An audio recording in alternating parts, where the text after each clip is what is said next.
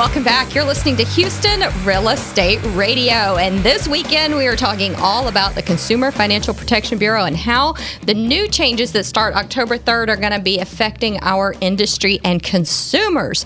The biggest thing, I think, for consumers is going to be the delay in closing if they're getting a loan. And that may not even be indefinite. That may just be the first few months while lenders and title companies and realtors and the whole industry is just getting used to all of the changes.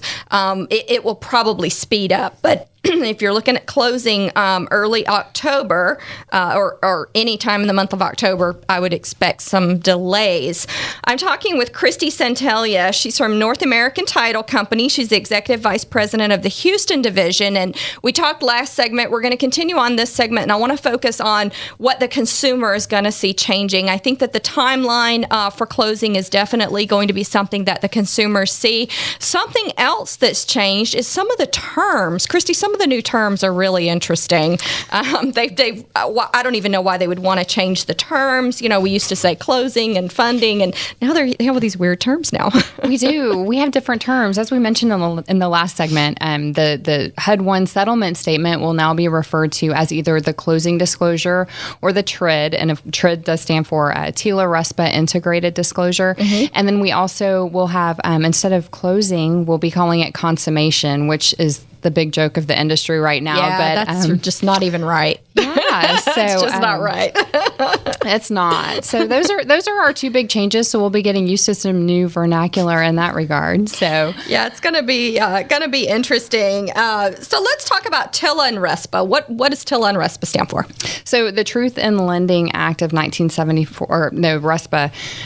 Truth in Lending Act was in 68, I believe. That's TILA. Yes, okay. That's TILA. And then RESPA was in 74. And CFPB is the biggest change since the two of those happened. And that's been many years ago. So CFPB's charge, of course, is to integrate those two acts and to bring them under one like leadership. So instead of calling it TILA and RESPA, they just combined it and said TRID. And TRID stands for TILA RESPA Integrated That's Disclosure. The disclosure. Okay. So TILA and RESPA regulations still stand on their own. They haven't been merged into one new regulation. Correct. And so what they're doing with CFPB is combining the good faith estimate and the initial truth in lending into one disclosure, and then the HUD-1 settlement statement and the final truth in lending into one disclosure. So it just makes things easier for not the consumers necessarily, but the borrowers to shop. The borrowers, right. So we talked a little bit last segment about the documentation and how that is going to change for buyers that are getting a loan. And that I think that a lot of those changes are good. From what I've seen of those documents, I think that's all great information for the borrower to get. But we talked about how that's going to probably push out timelines for people to close on their homes. And there are some people who want to close back to back. So in other words, if I'm selling my home, I want that one to close in the morning. And then the one that I'm buying, I want to close on in the afternoon so that I can, pack up my house in a truck and then, go to the next house and unpack that night. Probably not going to happen anymore, right? It could happen. It's going to be really tough. It's going to be very difficult. Really tough. Yeah, there's going to be a lot more, I think, managing timelines and processes now than there ever was before. And I think the best thing that real estate agents can do is to help their buyers manage that process and make certain that conditions are turned into the lender in a timely manner and things like that to ensure that the lenders meet the disclosure timelines. I think that you're definitely... You're going to have to, as a consumer, well, let's just put it this way. There are some people who are lucky enough that they can go buy another house, move into it, and then sell their other house.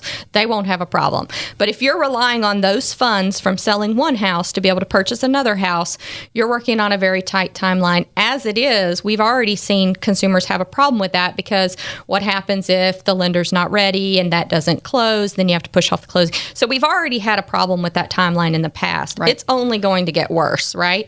And so let's talk about the timeline for disclosures. So there's a new timeline where lenders have to disclose things to the borrower. And if it's not disclosed, if it hasn't been already disclosed and they have to redisclose, it just pushed their loan out by 3 to 7 days. Which is why they're recommending that you write contracts with a 60-day, closing date. So The lender's timeline is triggered by receipt of the application for the loan. The terms of the application are clearly set forth by CFPB. There are 6 items that you need for that application process. It's going to be, of course, the borrower's name, their income, their social security number, the property address that they're looking to purchase, the estimated value of the property, and then the estimated loan amount for the mortgage. Okay, so just to clarify for consumers, you will still be able to get a pre-approval or a pre-qualification. That's not what we're talking about. That's not this loan application, because some people have said, well, I may not have the address. Well, obviously, if you're just out house hunting, you don't have the address. That's a pre-approval or a pre-qual.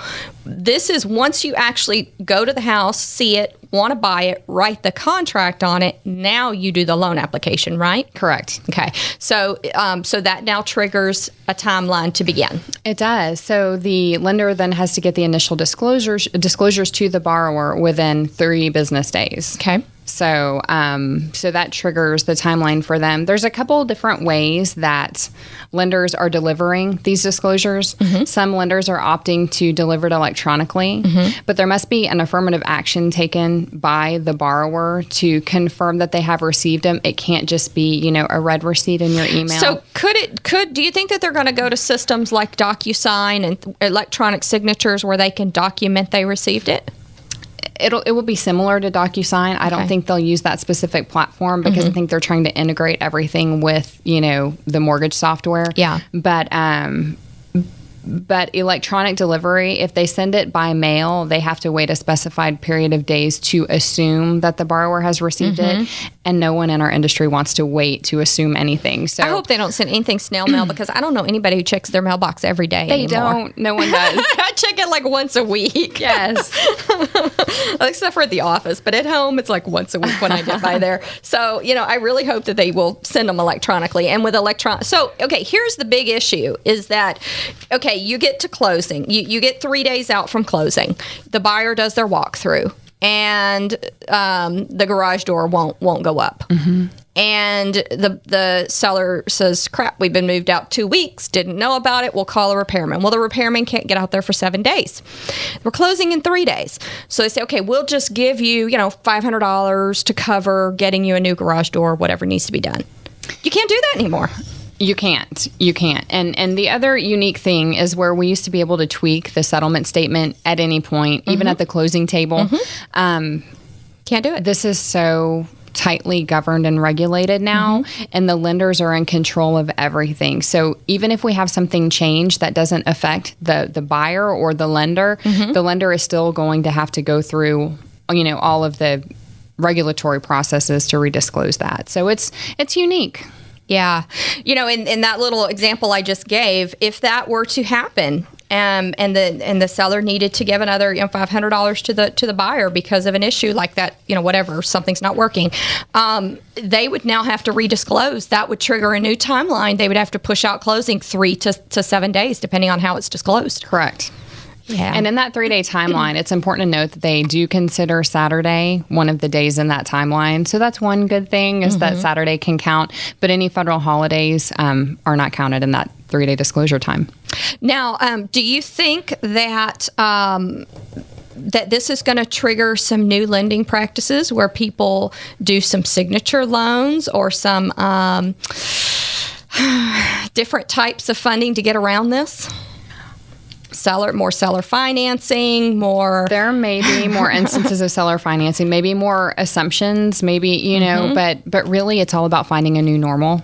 And, for the next 6 months after October 3rd, I think we'll be trying real hard to find that new normal. But I think once it does, you'll see things like that slow down and it'll just be the way business is done. All right. Well, we appreciate the information. Kristi Santelia.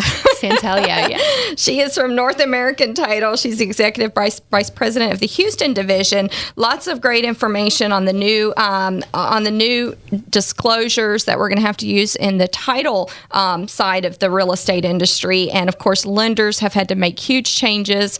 Realtors and real estate companies are having to make changes as well. It's the CFPB changes that are coming down on October 3rd are creating some real change in the real estate industry. It's going to be interesting. So we appreciate you coming on today. You're listening to Houston Real Estate Radio. You can see all of today's show at HoustonRealEstateRadio.com.